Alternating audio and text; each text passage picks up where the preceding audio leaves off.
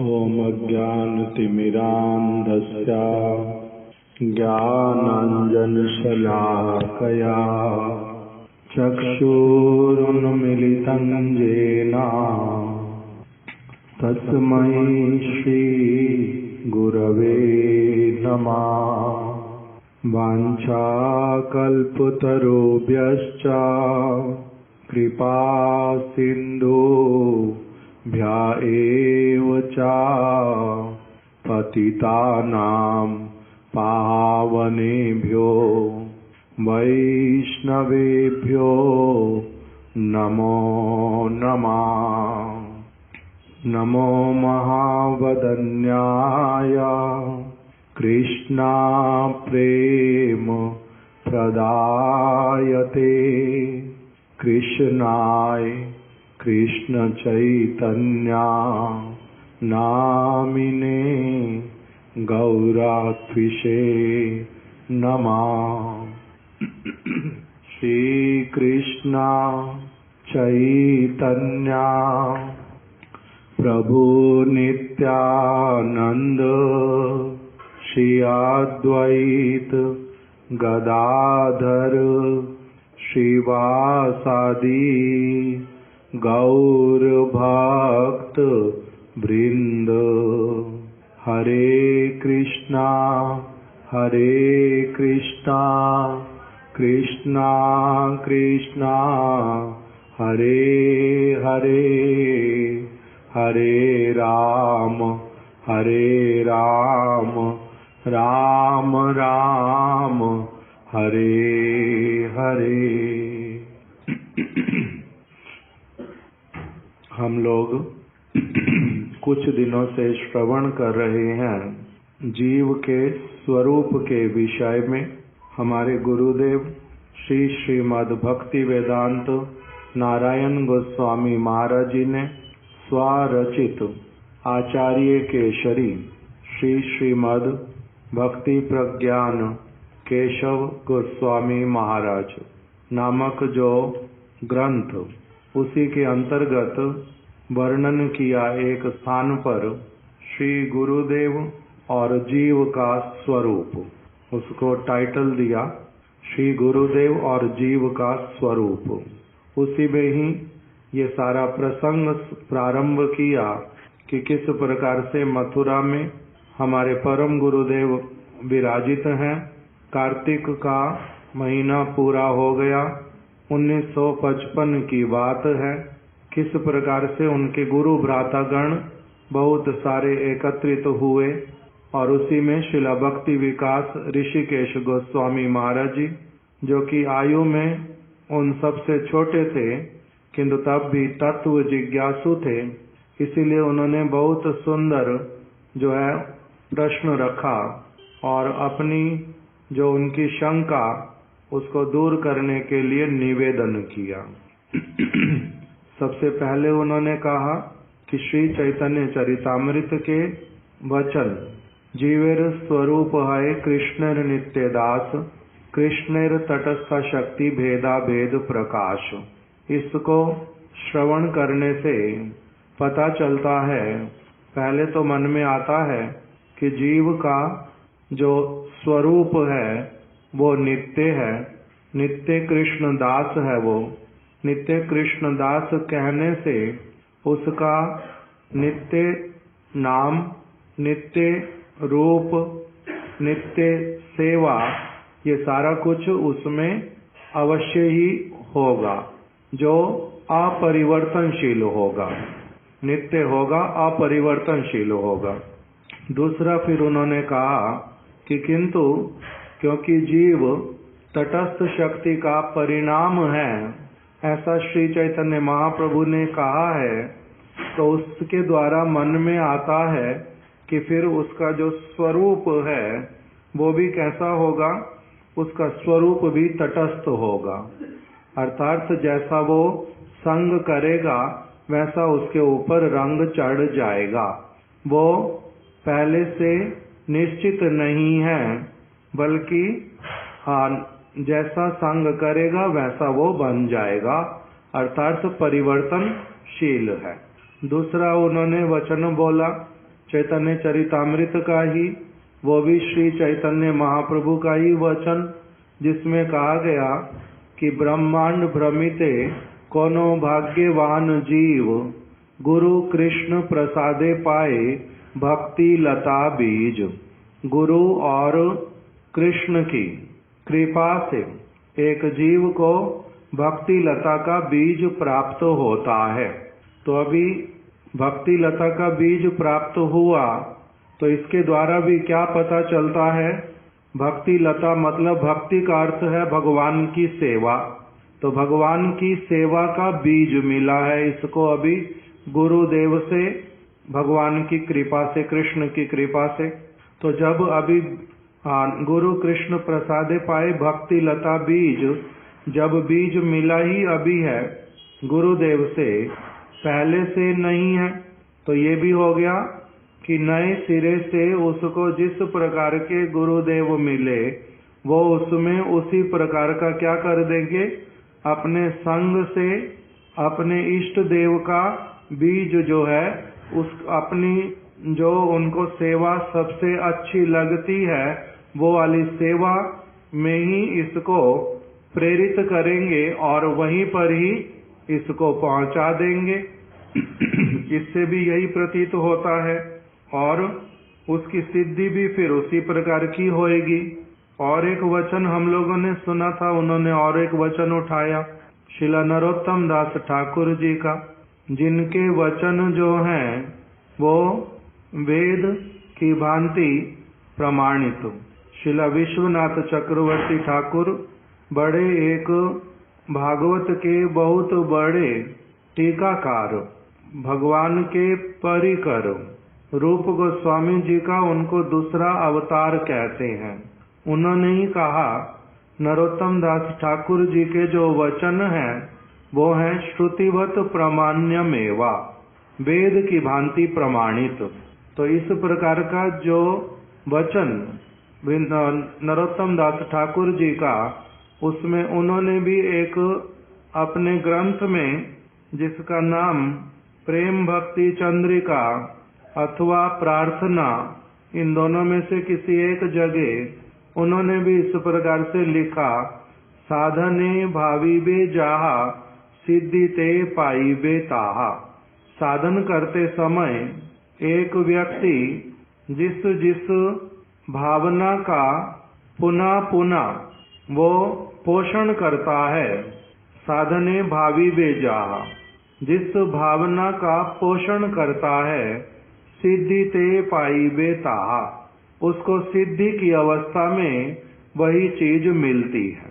राग पथिर यही से उपाय, और राग के पथ पर, राग मतलब भगवान के प्रति अत्यधिक अनुराग प्रेम, इस राग मार्ग जो है इसी यही से उपाय, इसका उपाय यही वाला ही बताया है कि साधन के समय में ही जिस जिस भावना से आप भजन करेंगे, उपासना करेंगे, सिद्धि के समय में आपको वही मिलेगा।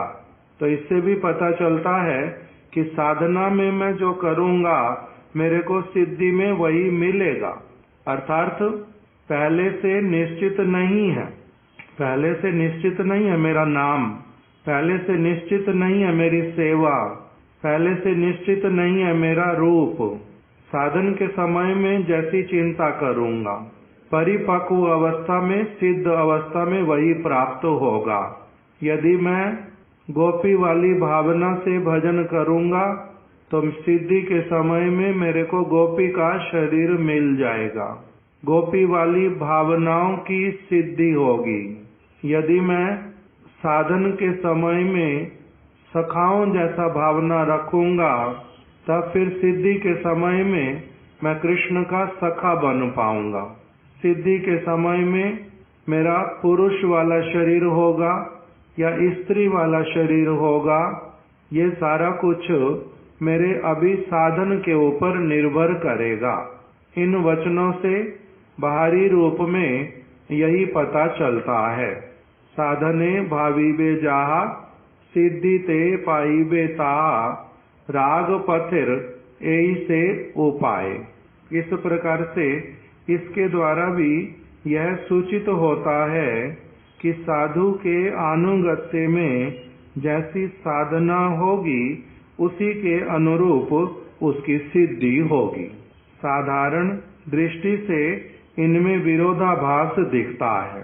अब दो बातें आ गई। एक तो जीव का स्वरूप परिवर्तनशील है और दूसरा जीव का स्वरूप अपरिवर्तनीय है। एक में आ गया कि पहले से जब भगवान ने उसको बनाया है, तटस्थ शक्ति से भले ही उसका उदय हुआ है, किंतु उसके भीतर में पहले से ही नाम भी उसका है पड़ा निश्चित, उसका रूप भी निश्चित है, उसका सेवा भी निश्चित है। ये सारा कुछ पहले से है। और दूसरा, ये तो हो गया नित्य कृष्णेर नित्य दास। कृष्ण का नित्य दास है, वही उसका स्वरूप है, जीवेर स्वरूप है, वही जीव का स्वरूप है, जीवेर स्वरूप है कृष्णेर नित्य दास। कृष्ण का नित्य दास ही उसका स्वरूप है। तो जैसे कृष्ण की दासता करना उसका नित्य है, तो उसी के साथ साथ में उसका नाम, उसका रूप, उसकी सेवा वो भी निश्चित है। किंतु बाकी जो उन्होंने वचन बोले वो सारे क्या कहते हैं कि जीव का स्वरूप परिवर्तनशील है, तटस्थ शक्ति से आने के कारण उसका स्वभाव तटस्थ होगा। बाकी सभी वचन यही कह रहे हैं, जैसा संग करेगा वैसे वाला रंग चढ़ जाएगा। साधन के समय में गुरुपाद पद्म मिले, उन्होंने जिस प्रकार से इसको शिक्षा देने प्रारंभ की, जैसा संस्कार देंगे वैसा वैसा ये बनता जाएगा। साधन भी वैसा ही करेगा, सिद्धि में भी वही चीज उसको प्राप्त होगी। ये सारा कुछ उन्होंने कहा कि अब इसमें क्या हो रहा है, मेरे को साधारण दृष्टि से इनमें विरोधाभास दिखता है। तो अब इसमें कह रहे हैं कि साधारण दृष्टि से इनमें विरोधाभास दिखता है। अतएव जीव के नित्य स्वरूप में किसी विशेष सेवा की वृत्ति आदि नित्य है और उसी के अनुरूप सिद्धि होती है, अथवा साधन के अनुरूप सिद्धि होती है। मेरी इस शंका को दूर कीजिए। शंका अपनी ठीक से रख दी, हम लोगों ने उसको विस्तार से भी सुन लिया, क्योंकि हम लोग अभी अगर उसको नहीं सुनते तब ठीक से फिर हमारे को पता नहीं चलता कि उन्होंने पूछा क्या है। तो इसीलिए अब उन्होंने दो बातें पूछ ली कि जीव के नित्य स्वरूप में, जीव नित्य है, जीव का स्वरूप नित्य है, उस स्वरूप में जो सेवा की वृत्ति आदि है, सेवा की वृत्ति मतलब माता पिता की तरह सेवा करने की वृत्ति, अथवा सखा की भांति सेवा करने की वृत्ति, अथवा दास की भांति सेवा करने की वृत्ति, अथवा प्रियतमा के रूप में सेवा करने की वृत्ति, इसमें से कौन सी वृत्ति है? और ये वृत्ति जो है वो पहले से ही निर्धारित है या फिर साधन से निर्धारित होगी? पहले से जो चीज है उसकी सिद्धि होएगी, वो मिलना प्रारंभ होएगा, अथवा पहले से नहीं है, बाद में जो वस्तु अब मैं साधन से कर रहा हूँ वो नए सिरे से प्रकटित होएगी। ये उनका प्रश्न उन्होंने रख दिया। अतएव जीव के नित्य स्वरूप में किसी विशेष सेवा की वृत्ति आदि नित्य है और उसी के अनुरूप सिद्धि होती है, अथवा साधन के अनुरूप सिद्धि होती है। मेरी इस शंका को दूर कीजिए। इस प्रकार से प्रश्न कर दिया। प्रश्न स्पष्ट है। हमारे महाराज जी कहते थे कि जो जीवेर स्वरूप है कृष्णेर नित्य दास, ये जो नित्य कृष्ण दास ये है कॉमन टू ऑल, सभी में सभी क्या है? नित्य कृष्ण दास हैं। कौन कौन? राधा रानी, नंद बाबा, यशोदा मैया, राधा रानी के साथ में ललिता सखी, विशाखा सखी, अष्ट सखियां सभी। और ये हो गए मधुर रस में। और वात्सल्य रस में जो माता पिता हैं, नंद बाबा, यशोदा माता, अथवा उनके ही समान भावनाएं रखने वाले जितने सारे ब्रजवासी, वो सभी भी दास हैं। और जो सखा है कृष्ण के, कोई भी सखा, सुबल, सुदाम, मधुमंगल, स्तोक कृष्णा, सभी के सभी क्या हैं? नित्य दास हैं। और फिर जो दास्य रस के भक्त, वो रक्तक हैं, पत्रक हैं, चित्रक हैं। जैसे रक्तक, पत्रक, चित्रक इत्यादि ये सभी भी क्या हैं? ये भी नित्य दास हैं। और जो शांत रस में है, गोवर्धन, यमुना जी, वृक्ष, लताएं, छोटे छोटे पौधे, रज के कण, जितनी ब्रज की सारी वस्तुएं, मयूर, कोकिल, हिरण इत्यादि, ये सभी भी क्या है? कृष्ण के नित्य दास हैं। तो कौन ऐसा है? ये हो गए ब्रज में मधुर रस के।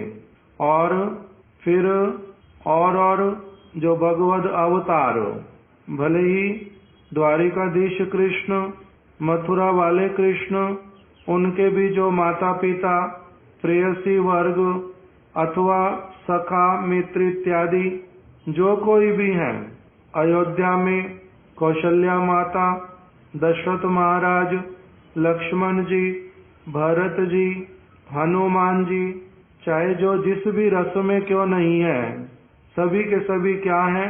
और सारी जीवात्माएं जिनका तटस्थ से भी प्रादुर्भाव हुआ है, सारे के सारे ही क्या हैं? उनके नित्य दास हैं। तो इससे नित्य दासता जो है वो कॉमन टू ऑल, ये हमारे महाराज जी हम लोगों को अच्छी तरह से बताते थे। जीवेर स्वरूप है कृष्णेर नित्य दास, सभी जीवात्माएं कृष्ण के नित्य दास हैं। श्रील कविराज गोस्वामी ने इसके साथ में और एक वचन कहा, केहो माने केहो ना माने सकल ही कृष्णेर दास। बद्ध अवस्था में बहुत सारे लोग ये मानते ही नहीं है कि हम भगवान के नित्य दास हैं। बद्ध अवस्था में नहीं मान पाते जब तक उनको शुद्ध साधु संग ना मिले, शुद्ध नित्य दासता वाली जो भावना ये उसमें नहीं आती, समझ ही नहीं आती। करना तो फिर अलग बात है, और उल्टा ही करते हैं बद्ध जीव। तो मैं कृष्ण का नित्य दास हूँ ये बात तो आती ही नहीं है, उल्टा कृष्ण कोई है ही नहीं, भगवान नाम की भी कोई चीज है ही नहीं, इस प्रकार का दुर्भावना आता है। क्यों? क्योंकि वैसे वाला संग नहीं मिला, ठीक वस्तु को समझाने वाला। तो इसलिए कविराज गोस्वामी कहते हैं कि वो माने कि वो ना माने सकल ही कृष्णेर दास। बद्ध अवस्था में बीमारी के कारण, अपना मेमोरी खो देने के कारण, पागलपन के कारण कोई भले ही बोलता रहे मैं उनका दास नहीं हूँ, नित्य दास नहीं हूँ, तब भी उसके बोलने से भी नहीं होता, वो नित्य दास ही रहता है। वो अपनी इच्छा से बहुत कुछ नहीं कर सकता, सारा कुछ भगवान की इच्छा का टेंशन नहीं होने से कुछ होता ही नहीं है। उसमें आगे बताया कि वो माने कि वो ना माने सकल ही तार दास, जे ना माने यही दोषे तार है सर्वनाश। और जो नहीं मानता उसकी भगवान का अस्तित्व ही मैं नहीं मानता हूँ, जो इस प्रकार का दंभ करता है, इसके द्वारा उसका उल्टा हानि ही होता है, उसका अपना ही दुर्गति होता है। इसमें भगवान का क्या आता है और क्या जाता है? भगवान को नहीं मानने से भगवान का कुछ बिगड़ता नहीं है, गुरु को गुरु नहीं मानने से गुरु का कुछ बिगड़ता नहीं है। हानि किसकी होती है? जो नहीं मानता, जो उस उनकी भूमिका को जो देख नहीं पाता। इसलिए भगवान को क्या कहना पड़ता है अपने आप को? कृष्ण के सामने, अर्जुन के सामने श्री कृष्ण ने कहा, अवजानन्ति माम मूढ़ा मानुषीम तनुमाश्रिता। हे अर्जुन, मैं जो वस्तु हूँ उसको बिल्कुल भी नहीं समझ करके जगत के लोग इतना अधिक इनका अस्वस्थता, इतना अधिक इनका मूढ़ता, अवजानन्ति माम मूढ़ा, इतना मूर्खता कि ये मेरे को क्या समझते हैं? अवजानन्ति माम मूढ़ा मानुषीम तनुमाश्रिता। क्योंकि मैंने मेरी देह को कैसे वाला देखते हैं ये? अपने जैसी। मेरे आंख, नाक, कान, मुख इत्यादि को दुर्योधन हो और इसके साथ में जितने सारे इसके ही असुर अनुचर गण, ये मेरे को क्या मान रहे हैं? मैं भी इनकी तरह का एक प्राणी हूँ। मैं भी इनकी तरह किसी के साथ मित्रता करता हूँ, किसी के साथ शत्रुता करता हूँ। मैं भी सुख भोगता हूँ, कभी दुख भोगता हूँ। कभी मैं भी मृत्यु को प्राप्त होऊंगा। मेरा भी कभी जन्म हुआ है। मैं भी खाता पीता इनकी तरह ही हूँ। ये किंतु मेरे में और अपने में जो अंतर, उसको पकड़ पाने में पूरी तरह से असमर्थ जैसे हो रहे हैं। अंधे जैसे व्यक्ति देख करके भी आंखों से सारा कुछ कि मैं क्या क्या नहीं कर पाता हूँ, तब भी ये मेरे को क्या समझ रहे हैं? मैं इनकी भांति हूँ। तब भी मेरे को अपने जैसा मानते हैं। इसलिए अवजानन्ति माम मूढ़ा मानुषीम तनुमाश्रिता। इससे आगे क्या बोलते हैं? परम भाव मज आजंती, परम भावम आजानंती। मेरे ये परम भाव को, मेरी वास्तविक स्थिति को ये बिल्कुल भी समझने में असमर्थ, जानते ही नहीं है। आगे, मम भूत महेश्वरम, मैं जो सभी प्राणियों का ईश्वर हूँ, मैं सारी सृष्टियों का ईश्वर हूँ, मैं जड़ जगत चिद जगत उसमें जितना सब कुछ, मैं उस सब का मूल स्रोत हूँ, मैं भगवान हूँ। इस बात को ये बिल्कुल भी नहीं पकड़ पाते। परम भाव मेरा जो, मेरी क्या परिस्थिति, मैं किस प्रकार का तत्व हूँ, इसको ये जानने में बिल्कुल असमर्थ। इसीलिए अत्यंत मूढ़तावस्था।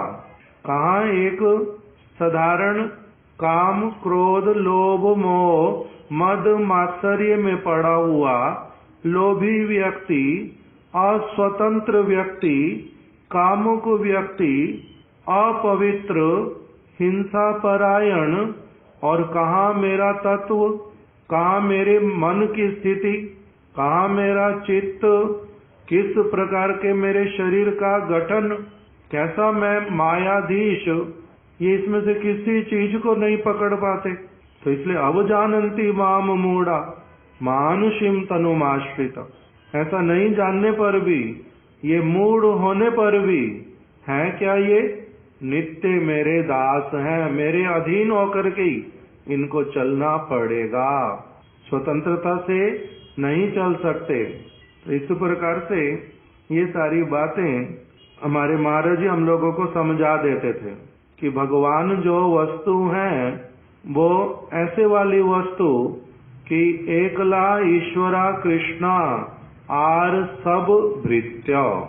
एकमात्र ईश्वर केवल कृष्ण, बाकी सब जो उनके माता पिता के रूप में उनकी सेवा करते हैं, जो उनके प्रेयसी के रूप में सेवा करते हैं, जो उनके सखा के रूप में सेवा करते हैं, जो उनके दासों के रूप में सेवा करते हैं, जो अन्य अन्य उपकरणों के रूप में उनकी सेवा करते हैं, सारे के सारे कौन हैं? उनके नित्य दास। जो दासता है वो क्या है? Common to all. सभी में वो चीज रहेगी, कोई उससे अलग हट करके हो ही नहीं सकता, हो ही नहीं सकता। पूज्य चरण जाजावर महाराज जी इस प्रश्न को सुनकर बड़े आनंदित हुए और उन्होंने पूज्यपाद श्रीमद् भक्ति रक्षक श्रीधर महाराज से इसका उत्तर देने के लिए निवेदन किया। सबसे पहले उस सभा में अब बहुत सारे लोग बैठे हैं। प्रभुपाद जी के सबसे अंतिम सन्यासी शिष्य 18वें शिष्य शिला भक्ति विचार जाजावर गोस्वामी महाराज बड़े आनंदित हुए प्रश्न सुन करके, और उन्होंने शिला भक्ति रक्षक श्रीधर गोस्वामी महाराज जी से निवेदन किया, जो महाराज आप ही क्या करो, इसका उत्तर प्रदान करो। प्रपूज्य चरण श्रीधर महाराज जी वैष्णव शास्त्रों के पारंगत विद्वान एवं दार्शनिक पंडित थे। उन्होंने गंभीरता पूर्वक प्रश्न का उत्तर देना आरंभ किया। शिला भक्ति रक्षक श्रीधर गोस्वामी महाराज सिद्धांत में बड़े निपुण, बड़े आदर्शवान वैष्णव, सभी जो उनके गुरु भ्रातागण उनके प्रति अगाध निष्ठा युक्त और उनके विचारों को पूरी तरह से अच्छी तरह से स्वीकार करने वाले। तो इसीलिए जो उत्तर देने वाले व्यक्ति ये भी कौन है, बहुत श्रेष्ठ वैष्णव है। उन्होंने उत्तर दिया, जीव स्वरूपता चित्त सूर्य रूपी श्री कृष्ण के अणुचित्त कण के समान है। इसे गोस्वामी ग्रंथों में भगवान का ब्रह्म का विभिन्न अंश तत्व बतलाया गया है। विभिन्न अंश तत्व का तात्पर्य यह है कि अघटन घटन पटीयसी शक्ति युक्त भगवान जब केवल अपनी अणुचित जीव शक्ति के साथ युक्त रहते हैं, उस समय उनका जो अंश होता है उसे विभिन्न अंश जीव कहते हैं। किंतु वे ही भगवान जब अपनी समस्त शक्तियों के साथ होते हैं, उस समय उनका जो अंश होता है वह स्वा अंश कहलाता है। अतः विभिन्न अंश जीव नित्य है। उनमें भगवत सेवा की परिपाटी नाम रूप आदि अवश्य ही है। जीव का चिन्मय स्वरूप माया द्वारा आच्छादित रहता है। भगवत कृपा से साधु संग में भजन करते करते माया की निवृत्ति होने पर जिसका जैसा स्वरूप है वैसा ही प्रकटित होता है। अभी इसमें जो सारे शब्द आए हैं उसको पहले थोड़ा थोड़ा ठीक ठीक रूप में समझेंगे, तब हम अच्छी प्रकार से उनके उत्तर को भी समझ पाएंगे। सबसे पहले कहा जीव स्वरूपता। अभी जो मेरा जो ये शरीर दिखाई दे रहा है, जिसको यहाँ के लोग मेरा स्वरूप कहते हैं, अथवा सरकार इत्यादि भी, गवर्नमेंट के लीगल सारी चीजें भी इसी के आधार पर ही निर्धारित होती हैं। फोटो खींच लेना, अंगूठे का निशान ले लेना, यही हमारी क्या बनती है, पहचान। इसी को कहते हैं आइडेंटिटी। किंतु ये मेरी वास्तविक पहचान नहीं है। ये मेरी पहचान कुछ समय के लिए है। जन्म से पहले ये वाली पहचान नहीं थी, मृत्यु के बाद में ये वाली पहचान नहीं रहेगी। ये आगंतुक है, तात्कालिक है, नित्य काल के लिए नहीं है। जो स्वरूपता है, स्वरूपता मतलब वास्तविकता में, जीव का स्वरूप मतलब जीव वास्तविक रूप में कौन है, स्वरूपता वास्तविक रूप में। जैसे प्ले होता है, उसमें अलग अलग लोग अलग अलग रोल करते हैं, अलग अलग वेशभूषा बना लेते हैं, अलग तरह की अपने स्वभाव से अलग हट करके बातें भी बोलते भी हैं, एक्टिंग भी करते हैं, किंतु वो सारा कुछ उनका अपना नहीं है, अलग है, वो तात्कालिक है, प्ले के लिए है।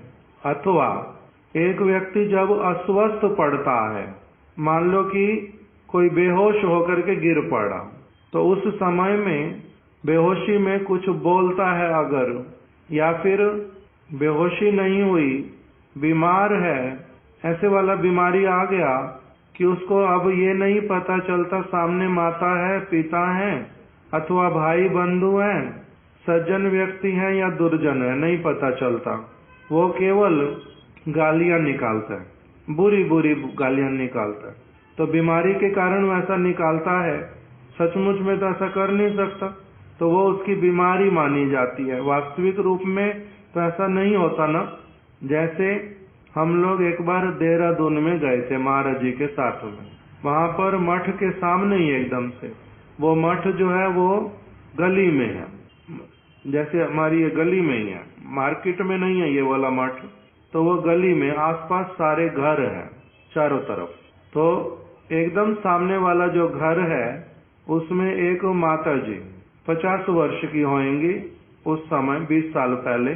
तो वो छत पे आ जाती है अपनी, कभी नीचे सड़क पे, और महाराज जी को, ब्रह्मचारियों को जानती भी है, आस पड़ोस के लोगों को भी जानती भी है। दिन में 10 मिनट 20 मिनट कभी कभी ठीक बात करती है, किंतु बाकी सब समय बड़ी गंदी गंदी गालियां निकालती है। जो पुरुष लोग भी गालियां नहीं दे सकते वो उस तरह की भी गंदी गालियां निकालती है, और कुछ भी कह देती है, कुछ भी कहने लग जाती है।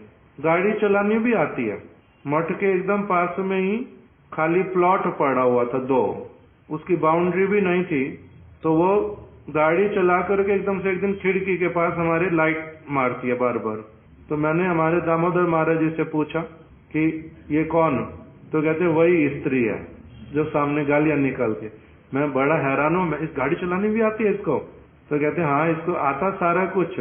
पहले डॉक्टर थी, डॉक्टर की प्रैक्टिस करती थी, किंतु क्या शौक लगा, क्या हुआ पता तो चला नहीं, किंतु बहुत समय से ऐसी हो गई है। ट्रीटमेंट करने से भी अभी तक ठीक नहीं होती। और बाद में मेरे को नवद्वीप में भी मिली, टिकट करके अपनी आप पहुंच गई। ये पता है गौर पूर्णिमा है, ये भी पता है चैतन्य गौड़िया मठ में जाना है, सब कुछ कर लेती है अकेले अकेले, किंतु गालियां वहां भी निकालती है सड़क पे खड़े खड़े।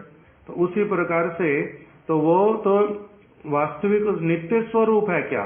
वो तो नित्य नहीं है, ऐसे तो कोई और स्त्री निकालती नहीं। तो जिस प्रकार से यहाँ पर उसकी साधारण आइडेंटिटी भी अब साधारण नहीं रह गई, उसमें भी उसका कुछ बदलाव आ गया बीमारी के कारण। उसी प्रकार से हम लोगों का जो स्वरूपता अर्थात वास्तविकता में हम जैसे हैं वो अभी हम दिखाई नहीं दे रहे वैसे वाले। हम हैं कौन? स्वरूपता वास्तविक रूप में जीव स्वरूपता चित सूर्य रूपी श्री कृष्ण के अणुचित कण के समान है। भगवान को क्या कहते हैं? श्री कृष्ण को शास्त्रीय भाषा में चित सूर्य। चित सूर्य क्या होता है? ऐसे वाला प्रकाशमान सूर्य जो कि ट्रांसीडेंटल है, जो सब समय विराजमान रहता है, जो अलौकिक है, जिसका कभी ह्रास नहीं होता, जो भौतिक तत्वों से नहीं बना हुआ। यहाँ वाला जो सूर्य है जिसको हम लोग देखते हैं, ये सूर्य बड़े प्रभावशाली, किंतु बड़े प्रभावशाली होने पर भी चित सूर्य नहीं है। ये इस जगत के सूर्य हैं। उनका भी शरीर है हमारे जैसा, आयु उनकी बहुत बड़ी, किंतु वो चित सूर्य नहीं है। उनमें भी भगवान की शक्ति का प्रकाश है, जैसे हमारे में कुछ है। हमारे में भी हम भगवान के अणु है ना, कण है ना भगवान के। तो इसीलिए हमारे में जिस प्रकार से फीलिंग, विलिंग इत्यादि है, उसी प्रकार से उनमें भी है। हमारे में बहुत कम बुद्धि है, किसी मनुष्य में बहुत अधिक है, और सूर्य में बहुत अधिक है। हमारे यहाँ किसी में प्रकाश, किसी की अंग कांति कैसी है, किसी की कैसी है, उनकी बहुत अच्छी वाली तेजवान, किंतु है कौन वो? इस प्राकृत जगत के, इस ब्रह्मांड के, इस जड़ जगत के, जो कि भगवान की माया शक्ति के द्वारा जो रचित है, इसमें रहने वाले सूर्य हैं। इसलिए इनको कहते हैं, इनको चित सूर्य नहीं कहते, ये जड़ सूर्य हैं। और भगवान का जो नाम चित सूर्य वो अलग। तो जो चित्त सूर्य रूपी जो श्री कृष्ण है, जीवात्माएं, वो सारी की सारी जीवात्माएं जो है वो क्या है, उन्हीं चित्त सूर्य रूपी श्री कृष्ण के हम लोग जो हैं अणुचित कण के समान है। अणुचित, अब ये अणुचित क्या होता है? भगवान है चित्त सूर्य अथवा सूर्य चित्त, अर्थात ट्रांसीडेंटल सूर्य, और हम लोग जो हैं चित्त अणुचित। इसका मतलब हम उनके जो कण हैं वो भी, हम भी कैसे वाले हैं? चित्त हैं, अर्थात हम भी ट्रांसीडेंटल हैं। हम भी इस जगत जड़ीय माया के द्वारा बनाई गई चीज नहीं है। हम भी भगवान के ही अणु स्वरूप हैं, भगवान के ही विभिन्न अंश हैं। सूर्य से क्या निकलता है? सूर्य की किरणें। कितनी सूर्य की किरणें निकलती हैं? अनंत, उसकी गणना नहीं होती। इसी प्रकार से चित्त सूर्य जो है उसमें से चित्त किरणें वो भी अनंत हैं। तो इसीलिए जीव को कहा जीव स्वरूपता, अर्थात वास्तविकता में तो वो कैसा है? वो जो चित्त सूर्य हैं, उन चित्त सूर्य के अणुचित जो है ये कर्ण के समान है। हम उन्हीं के कर्ण हैं, उसी के ही कर्ण हैं। उनमें कण कण निकलने से वो फिर कभी भी समाप्त नहीं होंगे। अनंत कण निकल जाएंगे अगर उसमें से, तो वो समाप्त नहीं होंगे। तो कहते नहीं होंगे। भगवान को कहा वो क्या है? चित्त सूर्य, उनमें कभी कमी नहीं आएगी। उसके लिए उदाहरण क्या दिया? क्या उदाहरण दिया? चिंतामणि, उसमें से क्या होता है? जितना भी अधिक सोना बनती जाए वस्तुएं, किंतु न, ये वाला उदाहरण मान ही बैठ। कौन सा उदाहरण है? ऐसे मणि का ही कोई उदाहरण क्या? उससे क्या है ना, ये वाला भी नहीं। जो प्रसव करती है वो कौन सी मणि? सामंतक मणि। सामंतक मणि का चैतन्य चरितामृत में उदाहरण दिया। सामंतक मणि मान लीजिए वो है 20 ग्राम की, और उसमें से सोना प्रसव होता रहता। कितना होता है ये सारा कुछ भागवत में लिखा हुआ, गणना मेरे को स्मरण नहीं है। उसमें से नित्य प्रति बहुत सारा सोना प्रसव करती है, वो सोना उसमें से निकलता है। किंतु सोना जितना भी निकलता जाए, मणि वही की वही रहती है, उसमें कोई बदलाव नहीं आता। तो इसी प्रकार से कहा ओम पूर्णामिदम, आगे पूर्णामदा पूर्णात पूर्णम उदच्यते पूर्णस्य पूर्णमेवाया पूर्णमेवा अवशिष्यते। कह रहे भगवान कैसी वस्तु हैं? ओम पूर्णमिदम, जो पूर्ण वस्तु हैं, पूर्णमिदम, उन्हीं पूर्ण वस्तु में से आगे फिर ओम पूर्णमिदम पूर्णमदा। इसका अर्थ भावना जो है इस श्लोक का वो बता देता हूं। ये एक उपनिषद, कौन सा? ईशो उपनिषद। ईशो उपनिषद का पहला श्लोक ये वाला, कि भगवान जो वस्तु है वो कैसी वाली है? पूर्ण वस्तु है। उन पूर्ण में से जितना कुछ निकलता है वो भी पूर्ण रहता है, और फिर पूर्ण जो भगवान है उनमें भी कभी अपूर्णता नहीं होती, बचते भी फिर पूर्ण के पूर्ण ही हैं। जैसे गणित में हम लोगों को पढ़ाते एक शब्द सिखाते हैं गणना में कि ये क्या है? इन्फिनिटी। इन्फिनिटी का मतलब क्या होता है? गणना करते इन्फिनिटी को हिंदी में क्या कहते हैं? अगणित, कुछ और भी बोलते। जो गणना करते इतनी बड़ी फिगर हो गई कि उसमें से जितनी फिगर निकालो वो तब भी उतनी ही रहती है। उसमें जितना जोड़ दो तब भी उतना रहेगा, जितना निकाल लो तब भी उतना रहेगा। समुद्र के जैसा, जितना जल डाल दो उतना ही दिखाई देगा, जितना निकाल लो उतना ही दिखाई देगा। इसलिए उसको नाम क्या देते थे? अनंत, इन्फिनिटी। तो ये जो अनंत वाली जो भावना कहाँ तक वाले भगवान में लगाई? नारायण तक में।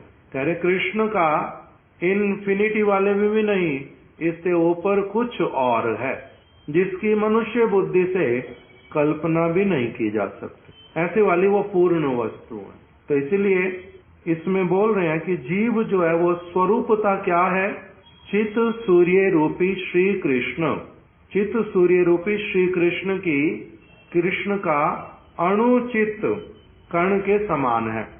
हम कैसे अणु, वो कैसे हैं सूर्य के समान, वो बहुत बड़े, और हम कैसे हैं अणु के समान, हम कण हैं उनके, किंतु अणुचित कण कैसे वाला, बहुत छोटा कण। इसलिए उनमें और हमारे में सब समय क्या रहेगा, अंतर रहेगा। इसलिए हम कभी भी भगवान, कभी भी ब्रह्म नहीं बन सकते। जो मायावादी लोग, शंकराचार्य जी के जो अनुगत लोग, जिनके बड़े बड़े मठ, बड़े बड़े सारा कुछ, वो जो सारी बातें बोलते हैं वो पूरी तरह से मिथ्या, भ्रम। शास्त्र में ऐसा नहीं कहा गया, भगवान की वाणी में, गीता में नहीं आता ऐसा कुछ भी। वहां पर भगवान कह रहे हैं कि मैं अहम सर्वस्व प्रभवो, मैं सबका प्रभु हूँ। मत्ता सर्वम प्रवर्तते, मेरे में से सब कुछ प्रकटित होता है। उसी गीता में बोलते हैं भगवान कि मैं कृष्ण, तुम अर्जुन और ये सारे राजा सब समय थे, सब समय है, सब समय रहेंगे, कभी भी एक नहीं हो सकते, कभी भी नहीं मिलेंगे। जीव जो है वो भगवान बन जाएगा, अहम ब्रह्मोस्मि, जीव ब्रह्म बन जाएगा कभी, ये मिथ्या बात, भगवान की बात के विरुद्ध, शास्त्र की बात के विरुद्ध। वो भगवान का अणुचित कण है, अणुचित कण ही क्या रहेगा, वो प्रकटित होगा, स्वस्थ हो जाएगा, अस्वस्थ नहीं रहेगा, उसकी बीमारी चली जाएगी और वो स्वस्थ अवस्था में जो करना होता है वही सारा कुछ करेगा। ये अंतर है बद्ध अवस्था और सिद्ध अवस्था में। अभी मैं बद्ध अवस्था में हूँ तो अभी मैं क्या करता हूँ, अपना जो मेरा वास्तविक स्वस्थ वाला सारा कुछ करना चाहिए वो नहीं करता हूँ। अभी मैं बीमार व्यक्तियों जैसा, पागल व्यक्ति जैसा, गाली बकने वाला, भगवान को नहीं मानने वाला कुछ भी करने वाला हूँ। किंतु जब अगर मैं स्वस्थ हो जाऊंगा तब मेरा क्या होगा, जिस प्रकार का मैं होना चाहिए हूँ वैसा रह करके परम आनंदित होऊंगा, सुखी होऊंगा, किंतु कभी भी भगवान नहीं बनूंगा, ब्रह्म नहीं बनूंगा। तो इसलिए यहाँ पर बोल रहे हैं जीव स्वरूपता जो है, जैसा भगवान ने बताया, भगवान ने भगवद गीता में क्या कहा, ममई वांशो जीव लोके जीव भूत सनातना। जीवात्मा जो है वो कौन है, ममई वांशो, वो मेरा जो है अणुचित अंश है, कण है। ममई वांशो मेरा अंश है, मम इवा अंश, ममई वांश मेरा अंश है। और एक जगह पर बताया भगवद गीता में कि जीव जो है मैं कौन हूं उनका, अहम बीज प्रदा पिता, मैं इन सभी का पिता हूं। पिता और पुत्र एक समान कभी हो सकते, एक ही बन सकते, कभी मिल जाएंगे, कैसे संभव होगा? तो कहते हैं ऐसा नहीं होता।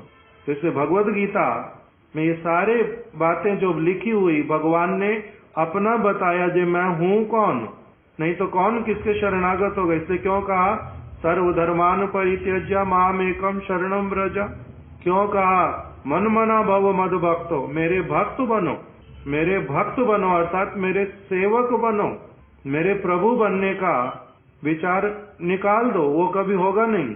मेरे समान वो भी तुम कभी नहीं हो सकते, तुम्हारे स्वरूप में ही नहीं है वैसा, तो कैसे बनोगे? गठन में ही नहीं है वैसा, नहीं बन सकते।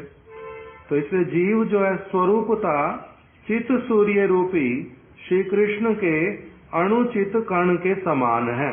इसे गोस्वामी ग्रंथों में, गोस्वामी ग्रंथों में मतलब जो श्री चैतन्य महाप्रभु की वाणी को जिन्होंने लिख लिख करके रखा है, जिन्होंने कृष्ण की वाणी को लिख करके रखा है, श्री चैतन्य महाप्रभु की वाणी को जिन्होंने लिख करके रखा, उनको कह रहे हैं गोस्वामी।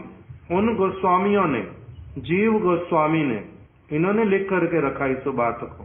कृष्ण ने जो वाणी बोली अर्जुन के समक्ष, उसको किसने लिख करके रखा? श्री वेद व्यास जी ने। वो भी लिखी गई तो भगवान ने बोली थी अर्जुन के समक्ष, किंतु वही की वही वस्तु लिखी किसने? वेद व्यास जी ने। कैसे लिखी? जैसे भगवान ने कही थी, जैसे अर्जुन ने कुछ पूछा था, जिस भावना से पूछा था, उसी भावना वाले शब्दों को उन्होंने वहां पर उस तरह से लिखा। और जैसा कृष्ण ने वर्णन किया था अपने विषय में, वैसा ही उन्होंने समझा, स्वीकार किया और उसी के अनुसार चले, उसी का आगे उपदेश किया, वैसा ही लिख करके रखा। इसलिए भगवत गीता को जो पढ़ता है व्यक्ति, अगर वो अर्जुन वाले निष्कर्ष पे नहीं पहुंच पाया, भगवान की बात को जैसा अर्जुन ने स्वीकार किया, तो उसका क्या भगवत गीता पढ़ना हुआ? फिर भगवान ने जो कहा उसको अगर मैं स्वीकार नहीं कर पाया, तो फिर भगवत गीता को पढ़ना क्या हुआ? भगवत गीता को नहीं पढ़ पाया। उसी प्रकार से श्री चैतन्य महाप्रभु ने अपने जो कृपा पात्र, उनको जो वाणी सुनाई, जो सनातन गोस्वामी जी को सुनाई, रघुनाथ दास गोस्वामी को सुनाई, जीव गोस्वामी इत्यादि ने जो सुन लिया आगे, उन्हीं सारे गोस्वामियों ने क्या लिख करके रखा है? इसे गोस्वामी ग्रंथ में ब्रह्म का विभिन्न अंश तत्व बतलाया गया है। जीव आत्मा को गोस्वामी ग्रंथों में चैतन्य महाप्रभु की वाणी के अनुसार, गीता और भागवत की वाणियों के साथ में, वेद की वाणी के साथ में, ये सारी एक ही वाणियां, जो वेद कहते हैं, उसी बात को श्री कृष्ण ने क्या किया? स्पष्ट करके अर्जुन को बतलाया। वेदैश्च सर्वम अहम एव वेद्या, वेदांत कृत, ना क्या वचन है वहां? वेदांत कृत वेद विदेह चाहम, वेदैश्च सर्वम अहम एव वेद्या। वेद का जो बैकग्राउंड वो मैं हूं, अर्थात मेरे से ही वो प्रकटित हुए हैं, उसका बैकग्राउंड, उसका मूल मैं हूं। वेदैश्च सर्वम अहम एव वेद्या। और वो वेद क्या बोलते हैं? वो केवल मेरे मन की बात को बोलते हैं, अहम एव वेद्या। और उसके द्वारा मैं ही एकमात्र जानने योग्य वस्तु हूं। यदि किसी ने वेद पूरे पढ़ लिए, मेरे को ही जाना नहीं, किसी ने वेद सुन लिए और समझ लिए और वो मेरी भक्ति नहीं करने लगेगा, तो उसका वेद पढ़ना हुआ नहीं। तो इसलिए वेद की वाणी, भागवत की वाणी, गीता की वाणी, श्री चैतन्य महाप्रभु की वाणी और उनके वास्तविक जो शिष्यगण गोस्वामी वर्ग, उनकी वाणी, उसमें अंतर होता नहीं। वो एक ही बात बोलते हैं, उसमें अंतर होता नहीं। तो इसलिए गोस्वामी वर्ग जो है, उन्होंने क्या कहा है कि जो जीव आत्मा है, जीव जो है वो ब्रह्म का विभिन्न अंश है, भगवान का विभिन्न अंश है, उसको विभिन्नांश तत्व कहा जाता है। विभिन्नांश तत्व का तात्पर्य यह है कि इसका तात्पर्य क्या होता है? भगवान के दो प्रकार के अंश होते हैं। एक अंश को बोलते हैं स्वा अंश और एक अंश को कहते हैं विभिन्न अंश। उसी का पहले यहाँ पर वर्णन किया। विभिन्नांश तत्व का तात्पर्य यह है कि आघटन घटन पटीयसी शक्ति युक्त भगवान जब केवल अपनी अणुचित जीव शक्ति के साथ युक्त रहते हैं, भगवान उनको एक पहले तो वो दे दिया कि भगवान की शक्ति जो है उसको क्या कहते हैं? आघटन घटन पटीयसी शक्ति। इसका अर्थ होता है आघटन, जो हमें लगे घटित नहीं हो सकता, अघटन, और घटन जो घट सकता है, किंतु जो अघटन को घटन कर सकते, जो घटन को अघटन कर सकते और वाइस वर्सा, जिसको जिस तरह से जो करने में पूर्ण रूप में समर्थ और स्वतंत्र, उनको कहते हैं। उनके भीतर में जो ये एक शक्ति है, इसी का नाम क्या है? अघटन घटन पटीयसी शक्ति। वही जो अघटन घटन पटीयसी शक्ति युक्त भगवान जब केवल अपनी अनुचित जीव शक्ति के साथ युक्त होते हैं, अपनी जब जीव शक्ति के साथ युक्त होते हैं, उनकी कौन कौन सी शक्तियां हैं? शक्तियों के अनंत नाम है, एक शक्ति नहीं है, अनंत शक्तियां भगवान की।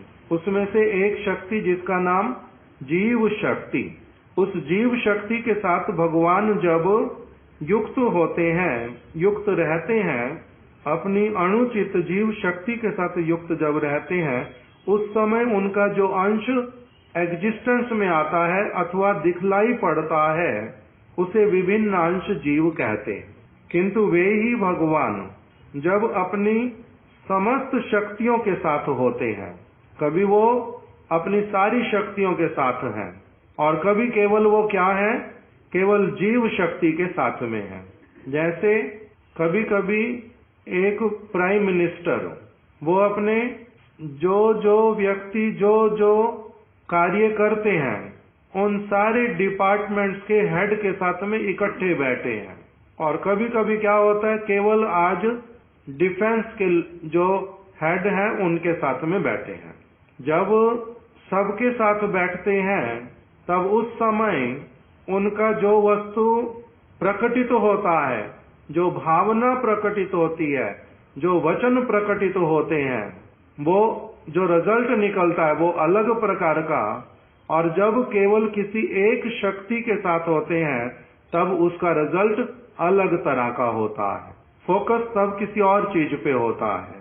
तो इसी प्रकार से जब भगवान अपनी केवल अनुचित जीव शक्ति के साथ होते हैं, उससे जब युक्त रहते हैं, तब उस समय जो प्रकटित होता है वस्तु, उसको क्या कहते हैं? उस समय उनका जो अंश होता है उसे तो कहते हैं विभिन्न अंश। किंतु वे ही भगवान जब अपनी समस्त शक्तियों के साथ होते हैं, उस समय उनका जो अंश होता है वह स्व अंश कहलाता है। अतः विभिन्न अंश जीव नित्य है। अब हम लोग तो कौन है? हम हैं विभिन्न अंश। इसीलिए जीव कहने से चेतनता हमारे में भी है, और चेतनता भगवान के अवतारों में भी है, और चेतनता भगवान में भी है। भगवान के स्व अंश, उनके अवतार इत्यादि, जिनमें सारी शक्तियां हैं। इसलिए शक्ति के अनुसार सारे लोग ही क्या कहलाते हैं? सर्वशक्तिमान। सारे ही कहलाते हैं भगवान। राम भी, नरसिंह भी, वराह भी, वामन भी, सभी भगवान कहलाते हैं। सारे सर्वशक्तिमान कहलाते हैं। और उनमें और भगवान में अंतर भी नहीं है। तत्वता उनमें कोई अंतर नहीं है, वो एक ही है, उनमें कोई अंतर नहीं है, एक ही तत्व है। क्योंकि वो कौन है? उनके स्व अंश, वो उनके स्व अंश है। और हम जीवात्मा जो है वो कौन है? उनकी सारी शक्तियों से युक्त हम नहीं है। भगवान के जैसी सारी शक्तियां हमारे में नहीं है, तो हम लोग भोक्ता नहीं हो सकते। स्वांश जो है वो भोक्ता होते हैं, उनमें विषय जातीय अभिमान होता है। हम लोग हैं आश्रय जातीय। तो इसलिए स्वांश अलग और विभिन्न अंश जीव अलग। तो जो विभिन्न अंश जीव है, जो स्वांश है, वो भी क्या है? चेतन है, किंतु चेतनता में भी अंतर है। और जो स्वांश है वो भी नित्य काल रहते हैं। भगवान नित्य काल, हम भी नित्य काल, विभिन्न अंश। और जो भगवान के अवतार स्वांश इत्यादि हैं वो भी नित्य विराजित। अतः विभिन्न अंश जीव जो है वो नित्य है। उनमें भगवत सेवा की परिपाटी नाम रूप आदि अवश्य ही है। अर्थात जब से उसका प्राकट्य हुआ, जब से वो प्रकटित हुआ, प्रकाशित हुआ, तभी से वो क्या है? उसका अपना नाम है, नित्य नाम है, उसका अपना नित्य रूप है। उसका अपना नित्य सेवा जो है, जो वो बड़ी अच्छी तरह से कर सकता है, वो भी है, अवश्य ही है। और किंतु बाद में अभी क्या हुआ, फिर जीव का चिन्मय स्वरूप माया द्वारा आच्छादित रहता है।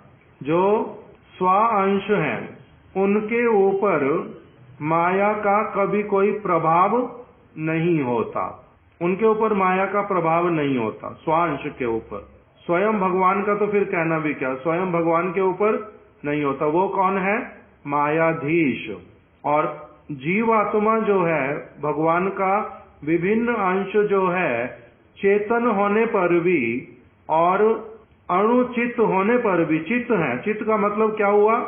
जड़ से अलग, जड़ नहीं है, चेतन है, चेतनता है उसमें। तो वो जो जीवात्मा, वो किंतु माया के वश योग्य है, माया के द्वारा आच्छादित हो सकती है।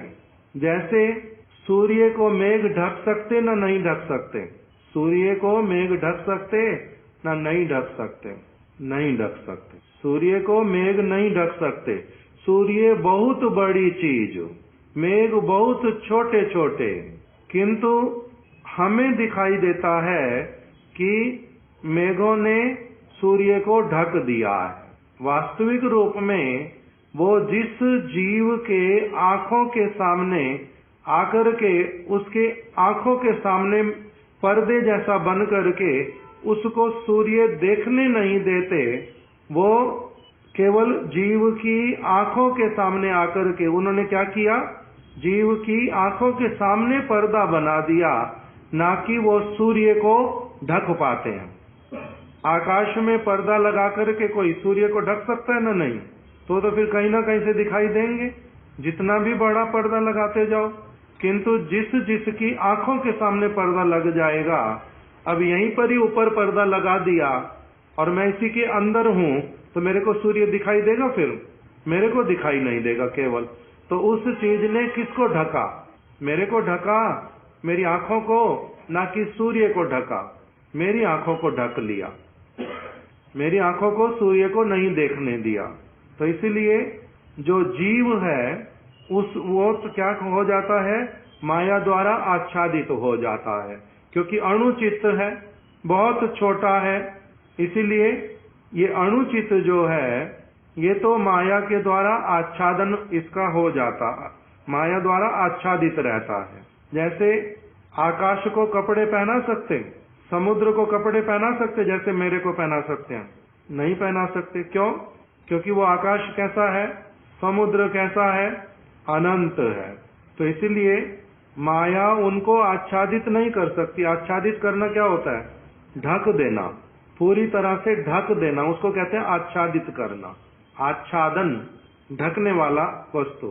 तो माया जो है जीव का चित्त स्वरूप, जो मेरा चित्त स्वरूप है, जो भगवान का विभिन्न अंश है, जो मैं वास्तविक रूप में हूं, उसको माया केवल ढक सकती है। माया उसको किंतु मार नहीं सकती, माया उसको नष्ट नहीं कर सकती, ढक सकती है केवल। क्यों नहीं मार सकती है, नष्ट क्यों नहीं कर सकती है? क्योंकि मैं भगवान का अणुचित विभिन्न अंश हूं। भगवान का मैं विभिन्न अंश होने के कारण नहीं, मेरे को माया जो है वो मेरे को नहीं कुछ भी मेरा बिगाड़ सकते। इसी को ही कृष्ण ने अर्जुन को समझाया भगवद गीता में, नैनम छिंदन्ति शस्त्राणि नैनम दहति पावका ना चैनम क्लेदयन्त्यापो नानुशोचति ना शोष्यति मारुता। ये जो जीवात्मा, इसको कोई भी नहीं मार सकता, कोई इसको नष्ट नहीं कर सकता। नैनम छिंदन्ति शस्त्राणि, तुम अपने शस्त्रों के द्वारा अथवा कोई और तुम्हारे को अपने शस्त्रों के द्वारा इस जीव के स्वरूप को, वास्तविक चित्त कर्ण, वास्तविक अणुचित जो विभिन्न अंश जो मेरा है, इसको कोई भी कभी नहीं बिगाड़ सकता। किसके द्वारा? नैनम छिंदन्ति शस्त्राणि, किसी भी शस्त्र के द्वारा। वो इसको स्पर्श तक भी नहीं कर सकता, नष्ट करने की तो बात ही क्या। नैनम दहती पावका, ना इसको तुम अपने आग्नेय अस्त्रों से मार सकते हो। बाण ऐसे दिखाते थे ना, जिससे क्या निकलेगी, आग निकलती जाएगी एकदम से, बम के गोले जैसे बनते जाएंगे, एटम बॉम्ब बन जाएंगे, किंतु वो भी इस जीवात्मा को स्पर्श नहीं कर सकते। नैनम छिन्दन्ति शस्त्राणि नैनम दहती पावका ना चैनम क्लेदयन्तापो। इसमें क्या बताया, वायु, वायु उसको, वायु के आप मतलब जल, उसके आगे वायु, जल के ऐसे वाले तुम बाण निकालो, मारोगे, जिससे कि घनघोर वर्षा होएगी और उससे तुम किसी जीवात्माओं को मार डालोगे, वो भी नहीं होगा। और तुम अगर आंधी तूफान ला करके बहुत कुछ करके सोचोगे जो मैं जीवात्मा को नष्ट कर दूंगा, तब भी नहीं कर पाओगे। दुर्योधन को भी नहीं मार पाओगे, किसी भी और व्यक्ति को नहीं मारा जाएगा। क्यों? क्योंकि ये अभी अस्वस्थता के कारण, केवल क्या कहते हैं, अस्वस्थता के कारण ये विचार करते हैं कि ये तुम्हें मार देंगे या तुम इनको मार दोगे, किंतु वास्तविक रूप में कोई किसी को नहीं मार सकता। क्यों? क्योंकि ये भी कौन है, मेरे ही विभिन्न अंश हैं। ये भी विभिन्न अंश है, ये भी कैसे हैं, अणुचित्त हैं। इसीलिए अंत में ना शोष्यति मारुता, मारुता मतलब वायु, वायु इत्यादि के द्वारा भी कुछ नहीं किया जा सकता। क्यों? क्योंकि ये सारी वस्तुएं कैसी हैं, अग्नि, पानी और जल, वायु, ये सब इस जड़ जगत की ये निर्जीव चीजें हैं।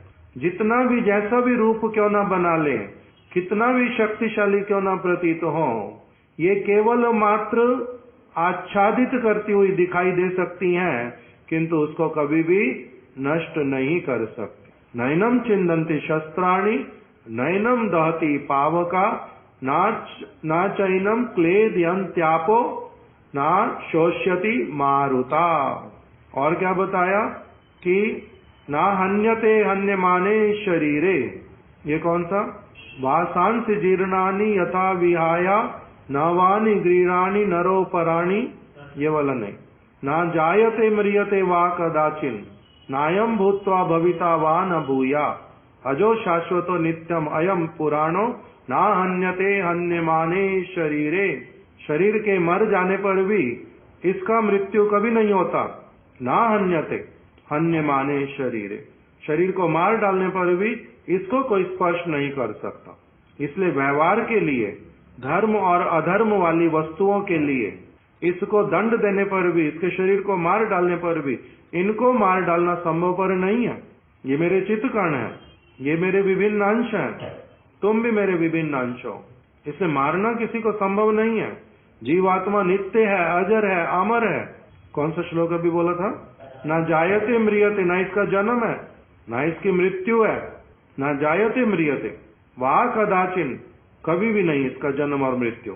इसका जन्म और मृत्यु क्या होता है, केवल कर्मों का फल भोगने के लिए जब कारागार में डाला जाता है तब बोल देते हैं इसको इसका जन्म है, और जब कर्म फल भोगना पूरा हो जाता, कारागार से जब इसको निकाल देते हैं तब कहते हैं मृत्यु है।